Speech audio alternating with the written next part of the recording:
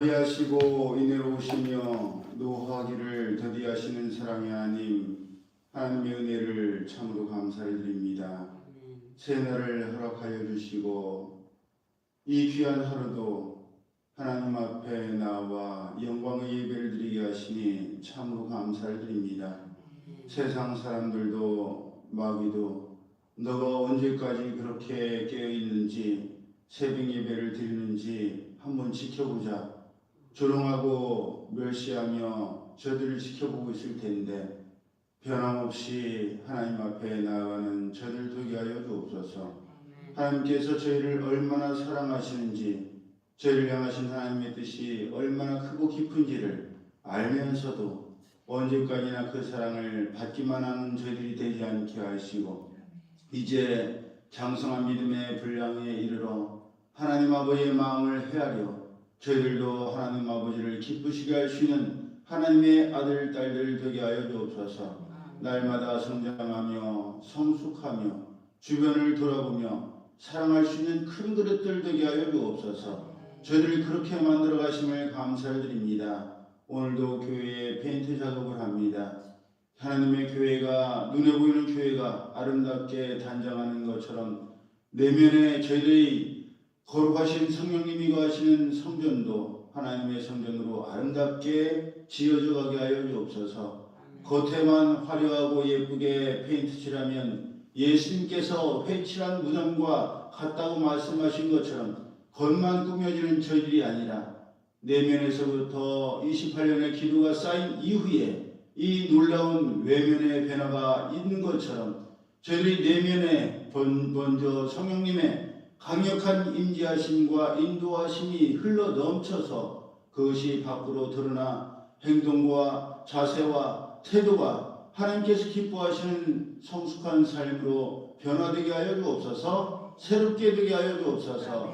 하나님께서 이루실 일을 이 하루를 기대드리오며 거룩하신 예수님의 이름으로 축복하며 기도드리옵나이다. 아멘. 찬송가 260장 우리를 죄에서 구하시려 주 예수 십자가 지셨으니 찬양드립니다.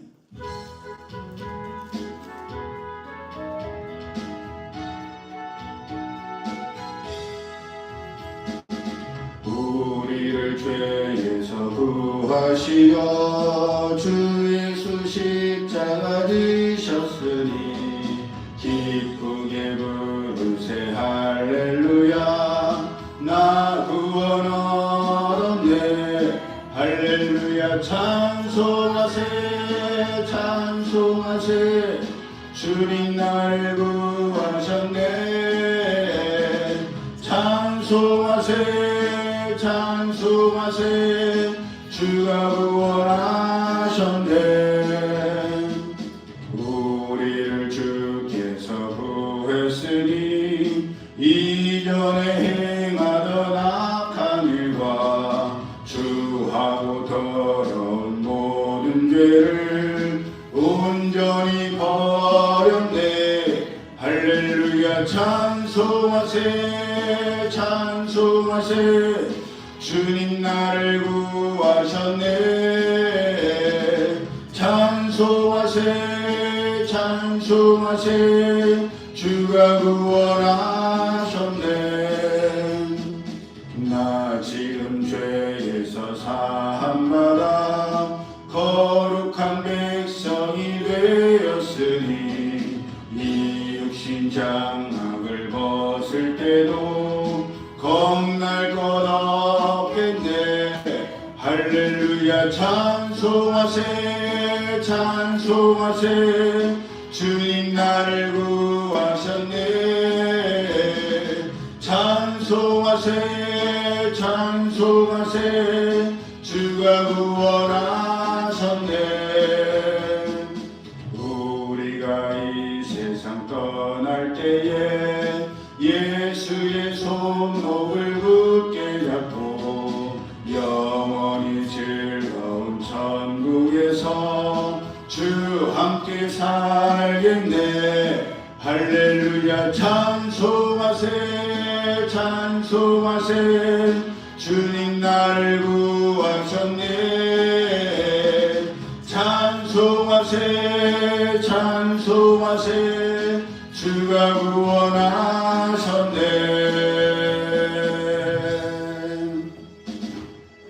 하나님 말씀 구약성경 에스라서 4장 1절에서 6절까지의 말씀 우리 함께 교동문용 읽고 읽고 마지막 절을 함께 읽습니다. 에스라서 4장 1절에서 6절.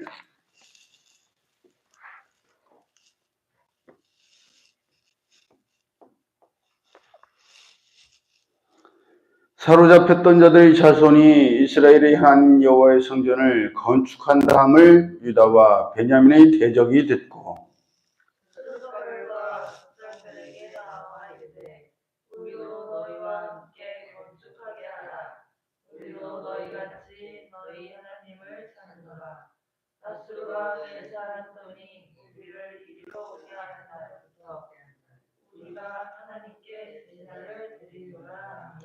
스룹바벨과 예수아와 기타 이스라엘 족장들이 이르되 우리 하나님의 성전을 건축하는데 너희는 우리와 상관이 없느니라. 바사왕 코레스가 우리에게 명령하신 대로 우리가 이스라엘의 하나님 여호와를 위하여 홀로 건축하리라 하였더니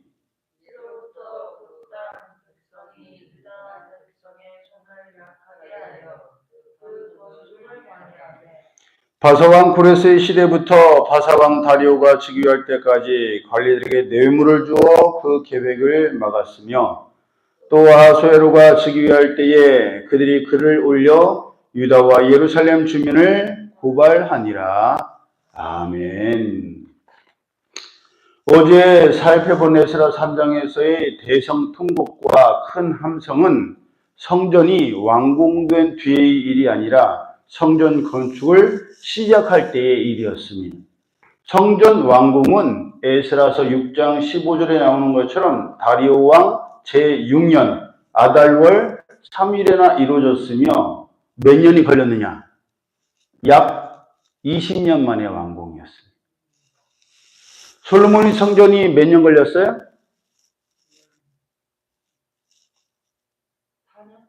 7년 걸렸습니다. 완공이 13년이 걸렸고 그래서 20년이 걸렸죠? 기억나시죠? 솔로몬 성전도 7년이 걸렸는데 그에 비하면 초라하고 작기 그지없는 재건축에 몇 년 걸렸어요? 20년이 걸렸으니까 그만큼 방해도 많았고 어려움도 많았던 겁니다. 아니나 다를까 본문 4절을 보면 본격적으로 건축을 방해하는 세력들이 등장했습니다. 이들은 사로잡혔던 이스라엘 백성들이 고국으로 돌아와 하나님의 성전을 건축하려고 한다고 하자 참지를 못했습니다. 그래서 처음부터 대놓고 반대하고 회방하면 이상하니까 처음에는 하나님께 함께 제사를 드리려고 한다면서 친한 척을 했어요. 하지만 이스라엘 백성들이 이에 대해 거부하면서 이스라엘 백성들이 하나님을 위하여 홀로 성전을 건축한다고 하자 순식간에 모두가 전환됩니다. 여러분, 가장 어렵고 힘든 적은요, 외부의 적이 아니에요. 내부의 적입니다. 함께 하겠다고 하면서 사사건건 다 시비를 걸고 티크를 잡고 태클을 걸면요, 그것만큼 힘들고 그만큼 어려운 일이 없습니다. 그런 건 과감하게 처음부터 잘 분별해서 함께 하지를 않아야 돼요.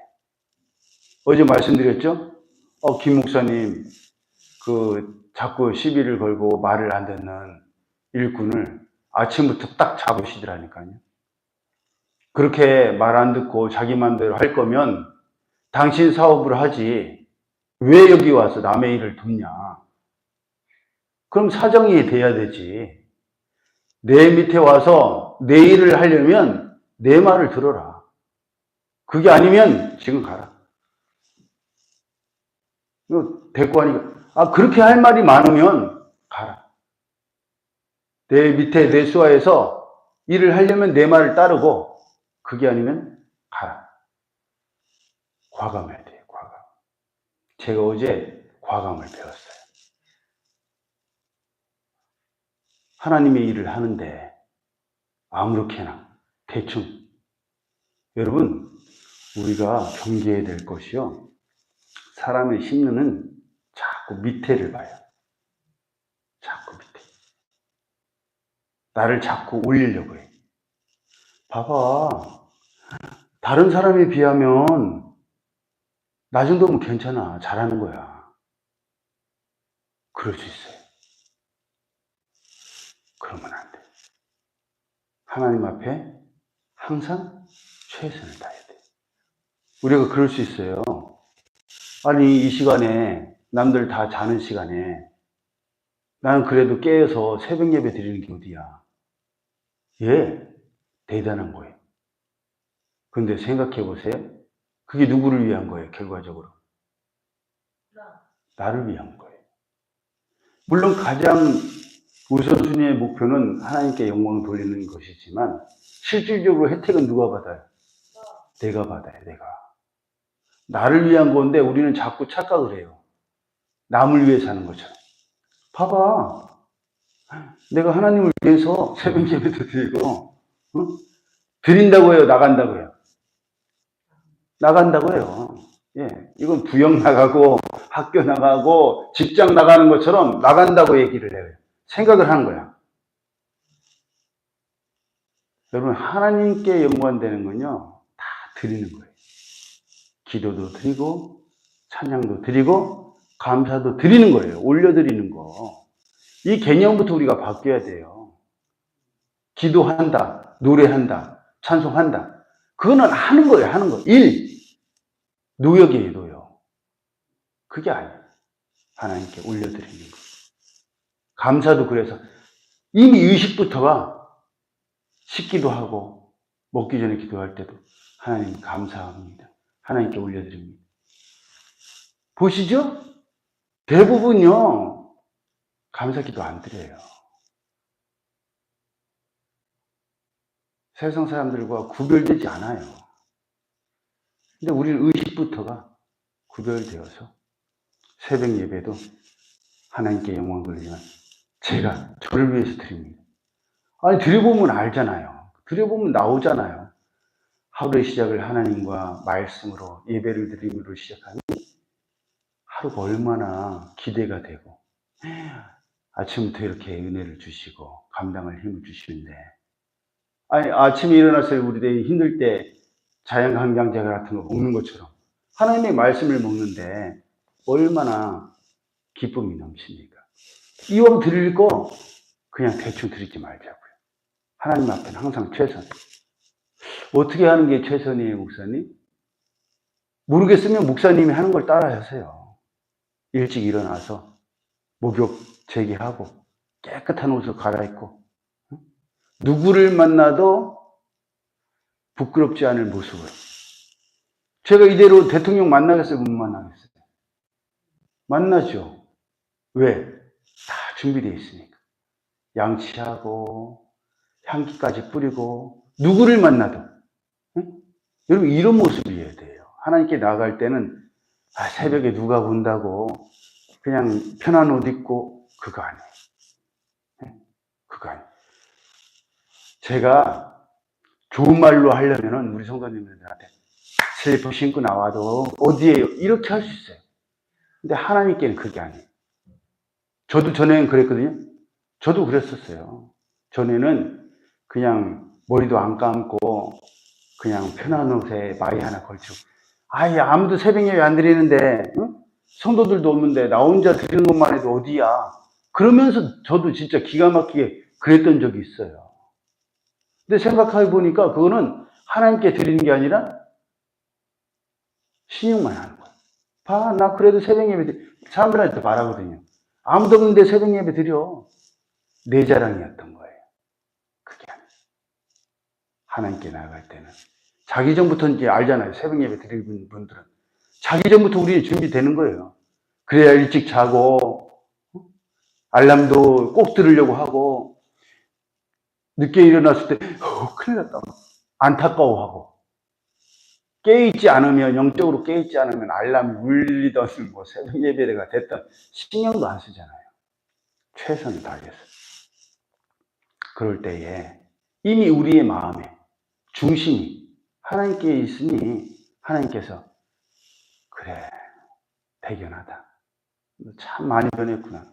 성숙했구나. 기뻐하실 줄로 믿습니다. 그런데 우리의 대접은 어떻게 돼? 계속 지켜보는 거예요. 주목하는 거예요, 우리를. 야, 니네가 바벨론의 포로로 70년이나 살았으면서 성전을 다시 재건축한다고? 그래, 얼마나 잘하나 보자. 우리가 니네가 원하는 대로 너부려둘 것 같아? 시비를 거는 거예요. 방해를 거는 거예요. 그것도 그냥 두리뭉실하게 하는 게 아니라 어떻게 돼요? 본격적으로 방해를 시작합니다. 뇌물까지 저어가면서 하나님의 성전을 건축하지 못하도록 회방을 하는 거예요. 왜요? 왜 그래요?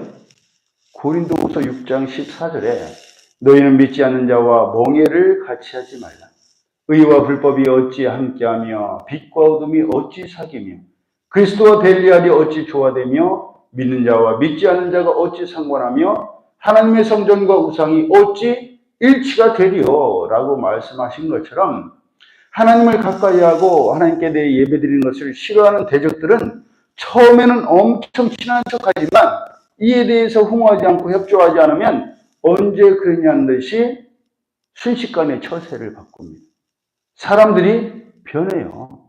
자기들에게 유익이 없고 도움받을 것이 없다라고 판단되면 처음에 친한 척하며 다가왔던 것보다 더 빠르고 과감하게 시비를 걸고 싸움을 겁니다. 왜?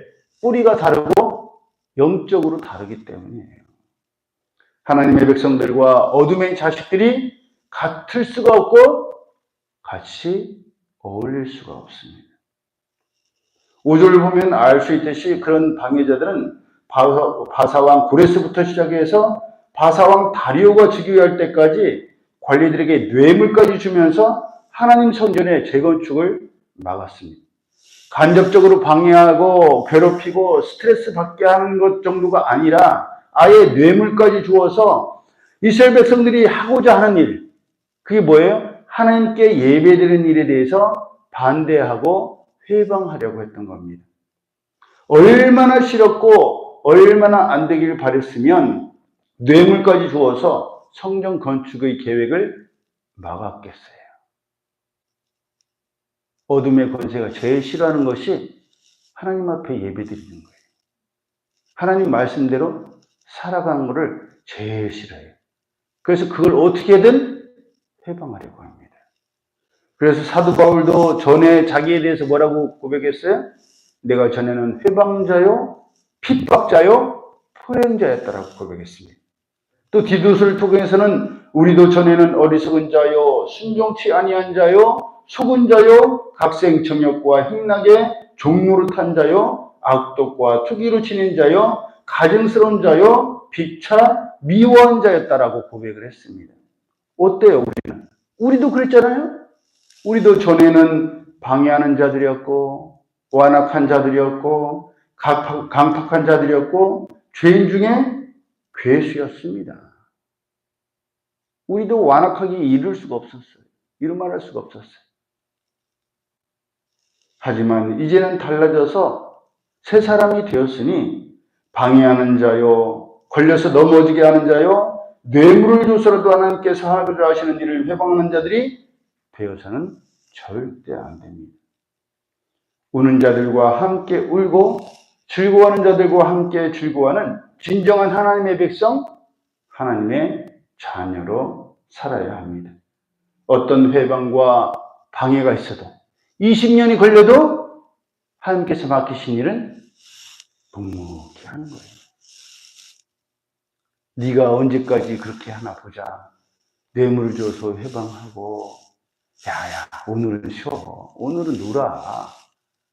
맨날 건축하잖아. 너 맨날 새벽 예배 드리고 맨날 수요 예배 가고 금요 예배 하잖아. 오늘은 좀 쉬어. 사람이 어떻게 맨날 그러고 사니? 오랜만에 회포도 좀 풀고 즐거운 시간도 갖고 이렇게 봐봐. 아름다운 계절을 보면서 이러면서 충전받고 충전하고 그래서 또 새 힘내 갖고 하면 되잖아. 별의별 핍박과 조롱과 유혹이요. 끊임없이 뭐를 방해해요? 하나님께 예배드리는 것을 방해해요.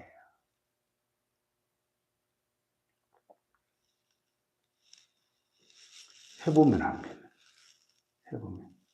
그렇게 놀고 쉬고 시간을 보냈는데 마음 한쪽에는 뭐가 해요? 횡해요.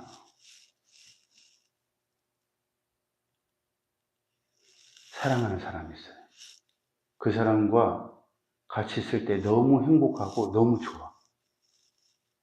근데 다른 사람들이 우리랑도 좀 놀아. 왜 맨날 그 사람이랑만 놀아?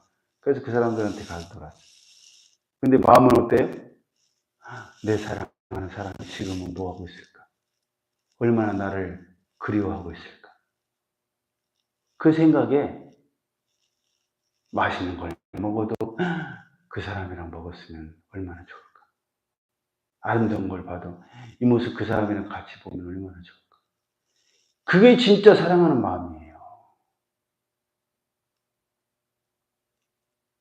하나님을 향한 마음이 그래야 돼요. 왜냐고요? 하나님께서 그렇게 우리를 사랑하시거든요. 나는 뭐 하나만 있어도 된다. 너 하나만으로 충분하다. 그런 하나님 아버지의 마음을 명심하여서 어떤 회방과 어떤 방해와 어떤 유혹이 있어도 하나님 앞에 가까이 나아가고 하나님께 예배드리는 것을 회방받지 않는, 유혹에 흔들리지 않는, 중심을 끝까지 잘 잡는 우리 모두가 되기를, 이 하루가 되기를 예수님의 이름으로 축복합니다. 아멘. 기도드립니다. 사랑의 하나님, 감사를 드립니다. 저희들의 삶의 중심이 이제는 하나님께서 분명히 자리 잡고 계십니다. 흔들리지 않게 하시고 요동하지 않게 하시고 저희들이 눈에 보이는 사람에게도 최선을 다하는데 하물며 하나님께는 왜 이렇게 가볍게 하려고 하고 경홀히 하려고 하는지, 왜 이렇게 쉽게 생각하는지 저희 자신을 돌아보게 하여 주옵소서. 귀한 사람을 만날 때에도 여자분들은 2시간 전부터 화장을 한다고 들었습니다. 그렇게까지 단장을 하는데 하나님께 나갈 때는 5분도 안 걸립니다. 그러면 인간적으로 따져도 이것은 뭐가 잘못돼도 한참 잘못된 것 아닙니까?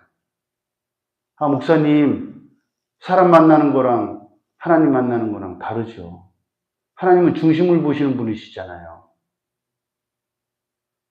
그 중심이 벌써 하나님보다 사람을 향해 있습니다. 하나님 앞에도 최선을 다할 수 있는 저희들 되게 하여 주옵소서. 그러면 하나님께서 얼마나 대견하게 여기시겠습니까? 그렇게 하나님 중심으로 살아갈 때에 하나님 주신 참된 기쁨과 평안과 행복이 넘칠 줄로 믿사오니 이 믿음 변치 않게 하시고 어떠한 방해와 회방과 또 유혹이 있어도 잘 이겨내고 끝까지 하나님의 선전으로 아름답게 지어져가며 완성되어져가는 저희 모두 되게 하여 주옵소서. 이제는 우리 주 예수 그리스도의 은혜와 하나님 아버지의 그 크신 사랑하심과 성령님의 교통하심이 어떤 회방과 조롱과 유혹에도 흔들리지 아니하고 하나님의 거룩하신 성전으로 온전히 지어져 가고 완성되어 가기를 원하는 이들 모두에게 이제로부터 영원히 함께 하실지어다. 아멘.